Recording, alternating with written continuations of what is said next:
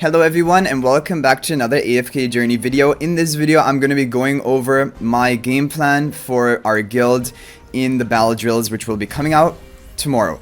Maybe I've made this video too late, but I just wanted to share my thoughts in a quick sort of guide. So this is actually the map we had when we first started playing, or early days of starting playing the game.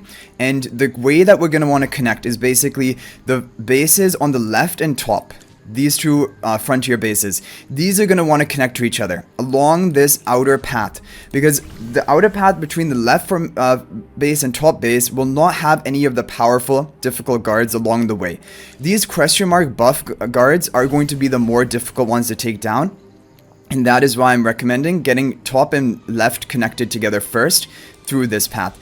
And now the same thing is going to happen for the right and bottom formations. If we trace along this path on the outer edge, there are no powerful guards along the way, and we're going to have these two bases connected to each other. Then once you have right and bottom connected and left and top connected, the next goal is to be connecting everyone all up together. So now, in my opinion, I think it is now time to begin attacking the first question mark buff guard. Now you're gonna have to decide with your guild, are you gonna go for the upper right one first or the lower left one? You only want to go for one first, because then you can get connected, right? It's really a priority in battle drills to get connected as soon as possible, because you're going to be sharing your camp skills with your allies when you connect to them, and then you're also going to be acquiring the buff. So for my guild, I've decided we're going to go upper right. So once top and left are done, they should not begin attacking down here or attacking into the center of the map. They should immediately begin going here and attacking this question mark guard with a buff. And the right and bottom formations bases, they're going to go up here, attack this small guard, and then begin attacking this question mark guard. And then try to take that down. Then we'll all be connected, sharing all the capture bonuses we have to try and put more heroes into our command center. And also, importantly, getting this buff and sharing all the buffs from the camp skills. Okay, then we're all going to be connected together, and then the next priority, in my opinion, is just going to be trying to take out this other question mark guard. So we're going to go through this path because only 5 passages, and then we're going to begin attacking this guard, and then we'll have all the buffs acquired. We're all connected, and from that point on, it will just be trying to increase your capture bonuses to make sure you can slot in more heroes to the command center, so taking down these other guards. And then we'll have unlocked pretty much all of the map, and time to attack the bosses, mini bosses, Shadow, Odie, and Brutus, and then the main boss. So that is the strategy plan for like the mapping of battle drills. And as for the buffs you should be choosing, there are 2 different ways you can go about it. Divine Punishment, for example, adding additional physical damage on your normal attacks. This is going to be good for heroes like OD, Merrily, who are going to attack at a really high attack speed and trigger this repeatedly.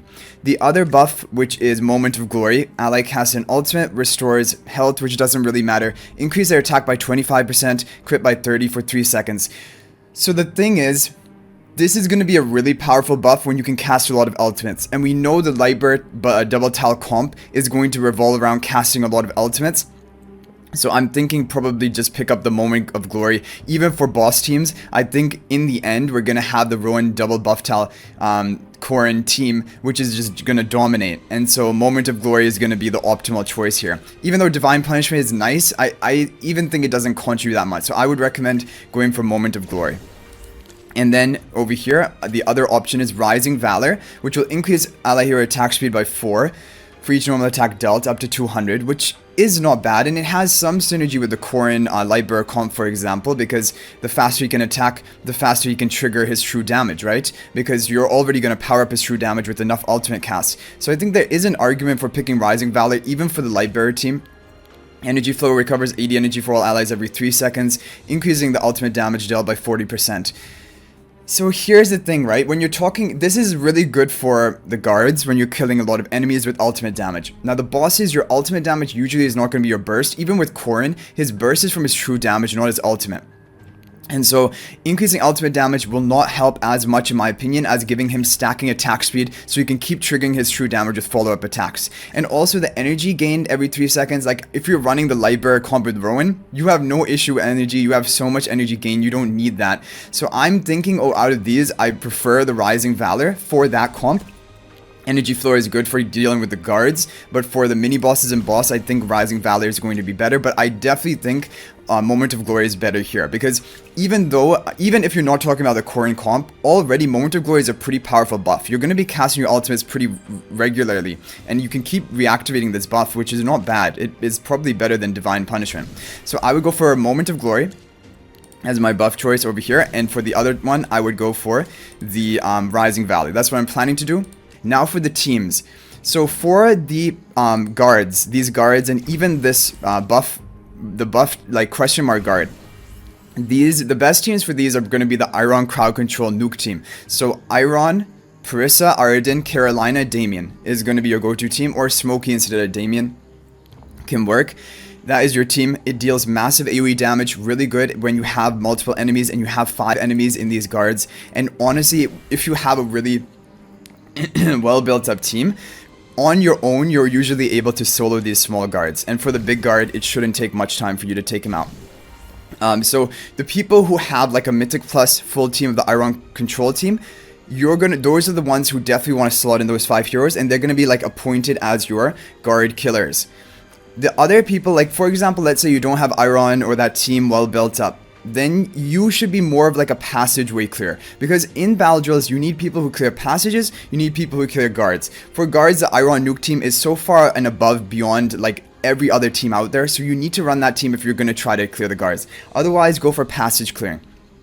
Now for passage clearing is pretty easy. Like you just have to use a lot of AoE damage heroes. For example, Viperion, Cecia can be fine, Igor, Taylene if you have her, Ludovic for healing. If we just take a look at some more heroes, I will, because now we're basically talking about the team options. Lily May would be good. Floribel is not great at AoE damage. Parissa would be good. All the heroes from the Iron Nuke team, those are also really good in passages as well. Parissa, Carolina, even Iron himself. So those are kind of the heroes. Reese is also good for passages. So these are the kind of AoE damage heroes you'll want to put into your command center to clear the passages. Now the optimal strategy for passage clearing is that you use 3 heroes at a time, and you try to clear the passage in under 30 seconds. Like with taking under 30 seconds, like with 60 seconds or more left on the clock. Because then you're going to get your maximum stamina refunded to you, and if you're only using 3 heroes, you're going to be able to actually make up 3 different teams. Like for example, if you slot in 10 different heroes for the passages, and you can use 3 teams of 3 or 2 teams of 5. So it's fine if you use 2 teams of 5, and if you're just making sure to clear it within the 30 seconds, getting maximum stamina back.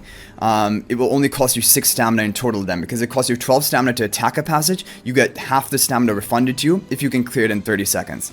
So those are kind of the heroes for the passages, and that is a strategy for that. So what I'm going to do, I have the Iron Nuke team. I'm going to lock that in, and I'm going to lock in 5 of the heroes to use for passages, and I'm going to try to clear the passages with only 3 heroes each time, just to save stamina on some of the heroes for more passage clearing in the future. And now we're going to talk about the mini boss and main boss team. Okay, so for Shadow Brutus, Shadow Merrily, and the main boss. Now to talk about the main boss first, he has an ability that he'll knock up enemies, your team, if they receive skill damage. And this is why shielding is key.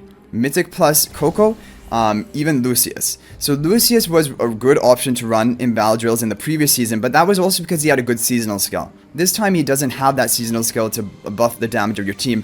I'm not sure if he's going to be the best option, but he's a good option to consider, because that shielding, if it can mitigate the damage you take, you're not going to get knocked up, and that's going to have more uptime for your damage dealers. And yeah, because the knock up reduces your damage because you keep getting interrupted and it wastes time.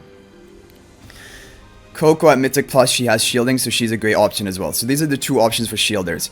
Then it's going to be the standard teams which were popular before, which is one magical damage oriented team with Odie, Elsa if you have her, Odie, Smokey, Coco, Rainier, Mythic Plus, and then it can be Elsa, it can be any other form of magical damage that you have. It can be Lily May. Actually now Lily May is probably better, and maybe you can save Rainier for the other team or use Rainier on this team. Then for the other team option, it is going to be a physical damage oriented comp. Kruger for physical debuffs. Rainier Mythic Plus if you didn't use Rainier in the other team. Corrin, Merrily, Vala. These are your physical damage dealers, best when the bosses are below 50% health, but even above 50% health, it hits really hard. So you're going to make one physical damage-oriented mini-boss and boss team, and then one magical damage-oriented team. For the boss himself, you can go for Lucius for shielding and incorporate him into your team and see whether that can prevent you getting knocked up. But I'm expecting that maybe the shielding might not even be enough to prevent the knockups, and then it's just better to run another hero. You're gonna have to see. But the only heroes which provide like team-wide shielding are Coco at Mythic Plus and Lucius. So those are gonna be your two key options to be running. Apart from that, Mikola can be good in bosses definitely now if you have her, and Tamisa can be good in the physical comp. She has a bit of physical defense shred, which can be a good option for you. Things are actually going to be also a little bit different because you're going to have the faction buff tiles in this map. And it might even just be that the Lightbearer team for the bosses would be the best. Like the Corrin, Rowan, double Lightbearer buff tile team that we've seen before. That might be the best option, and that is using Corrin, Merrily, Rowan, with Corrin and Rowan on the two buff tiles, Smokey and Elsa. And that is like, yeah, it's a really good team. You can try that definitely. So, and then you can, apart from that, the Graveborn is not going to be good. Graveborn is good in Plague Creeper because you have non-summon enemies you're defeating. It's not going to be good in these bosses when you're not defeating anything to get buff stacks. Wilders will be good. So Wilders, like, if you can feel the Wilder team, that would be great. Otherwise, just feeling like the Muller team for the stat bonuses you get, it can be fine as well. So that's pretty much what I recommend for the team comps for the first day of trying. I'm sure more powerful team comps will come out, and I'll keep you updated whenever we get information about whatever the top performing teams are. But I do suspect the Corrin, Rowan, double Lightbearer buff tile team will be a top performer. So if you have the two buff tiles for Lightbearer, that's something you should swap once you get to the boss mode. Before getting the boss stage, they're the teams I recommended, like Passage Heroes and then the Iron Nuke team for the guards. But anyway guys, I hope you enjoyed the video. Thank you for watching. I wanted to make this quick guide, and I'll update you guys if there's anything more to be talked about for battle drills. But thank you for watching. Good luck with your guild on battle drills and following a good strategy and being able to clear the boss for the 500 diamonds. Hopefully it isn't too difficult. So anyway guys, thanks for watching. That was going to be it for this video, and I'll see all of you guys in the next video. And until then, everyone, peace out for now.